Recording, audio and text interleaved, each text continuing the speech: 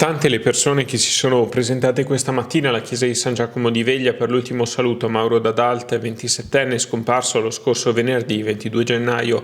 Nei suoi 27 anni Mauro avrebbe lasciato un segno importante nella mente e nei cuori di chi ha avuto la fortuna di apprezzare la sua persona, le sue passioni, dalla montagna agli approfondimenti sulla Prima Guerra Mondiale, dai fiori allo sport. In molti lo ricordano come un ragazzo buono, gentile e molto attaccato alla vita, che ha affrontato con coraggio e dignità il difficile percorso della malattia. Mauro aveva frequentato l'istituto professionale Beltrame di Vittorio Veneto e aveva lavorato in Germania come gelataio, perfezionando la lingua tedesca anche grazie a 2 corsi universitari frequentati in loco. In seguito il giovane era tornato in Italia e aveva trovato lavoro come barman a San Vendemiano nel locale Fenechè, dove tutti lo ricordano con affetto. Anche i compagni di scuola, le superiori e gli amici hanno voluto presenziare all'ultimo saluto, a costo di stare nel sagrato della chiesa per le ormai note precauzioni sanitarie.